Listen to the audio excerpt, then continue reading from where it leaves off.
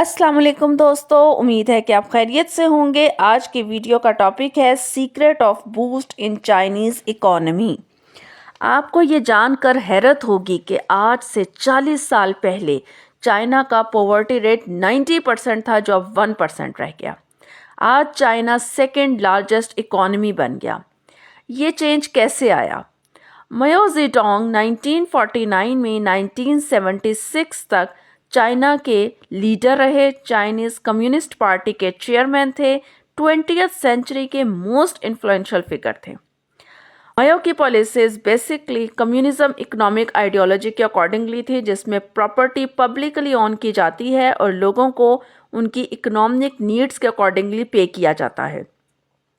Total government का control होता है। इस सिस्टम में तमाम मेंबर्स इक्वल होते हैं, कम्युनिटी राइट्स का ख्याल रखा जाता है, सबको हेल्थ केयर, सोशल सर्विसेज और जॉब्स की इक्वल एक्सेस होती है। लेकिन इसमें गवर्नमेंट का टोटल कंट्रोल होता है और स्टेटिक होता है इनका इकोनॉमिक सिस्टम, जिसकी वजह से इकोनॉमिक ग्रोथ बिल्कुल भी नहीं होती।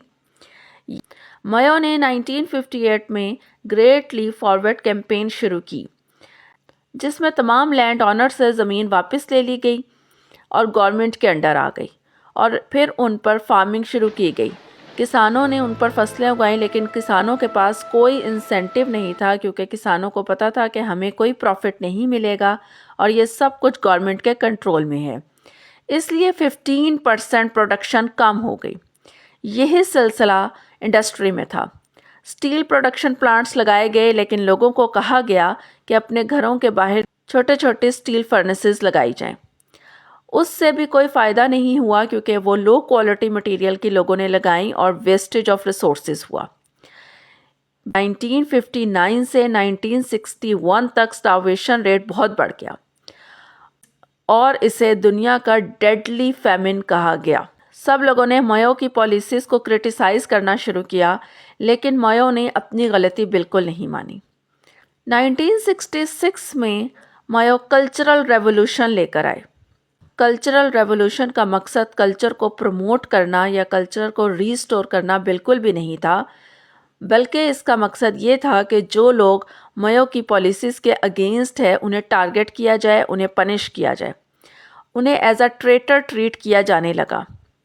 इस रेवोल्यूशन के नतीजे में violent class struggle, wide spread destruction हुई कल्चरल आर्टिफैक्ट्स की और मिलियंस ऑफ डेथ्स हुई।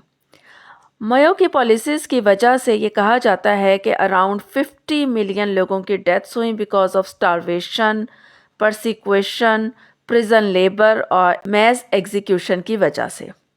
ये वो तमाम रीजंस थी जिसकी वजह से 1976 तक इकोनॉमिक ग्रोथ बहुत कम हो गई और पॉवर्टी रेट बहुत बढ़ गया। 1976 में माओ की डेथ हो गई और 1978 में डंग शियाओपिंग ने एज अ लीडर काम करना शुरू किया। डंग शियाओपिंग ने लैंड ऑनर्स को लॉन्ग लीज पर ज़मीनें वापस देने का कहा और किसानों को भी फ्रीडम दी कि वो अपनी मर्ज़ी की फसलें उगाएं और प्रोडक्शन करें।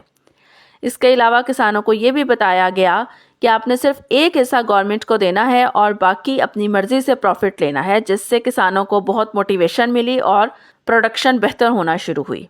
इंडस्ट्री के शोबे में भी ऐसे ही किया गया कि इंडस्ट्रियलिस्ट्स को फ्रीडम दी गई कि वो अपनी मर्जी का मटेरियल, अपनी मर्जी की प्रोडक्शन, अपनी मर्जी का टारगेट और अपनी मर्जी की वेजेस सेट कर सकते हैं, जिससे उन्हें भी बहुत मोटिवेशन मिली और इंडस्ट्री के शोबे में भी बेहतरी आना शुरू हुई। ये वो टाइम था दोस्तों जहाँ पर इकोनॉमिक रेट बेहतर होना शुरू हुआ। इसके अलावा डंग शियाओपिंग ने बहुत ज़्यादा फोकस किया एजुकेशन पर और तमाम लोगों के लिए एजुकेशन कंपलसरी हो गई और स्किल्स पर भी बहुत ज़्यादा फोकस किया गया। तो चाइनीज़ लोग स्किल्ड और एजुकेटेड होना शुरू हो गए। इसके साथ साथ ओपन डोर पॉलिसी पर काम किया गया, जिसकी वजह से बाकी कंट्रीज़ को पता चला चाइनीज़ की इकोनॉमिक ग्रोथ के बारे में और उन्होंने भी जब स्किल्ड और एजुकेटेड लोगों को देखा जो हर शोबे में काम कर सकते थे, तो इन्वेस्टमेंट शुरू की।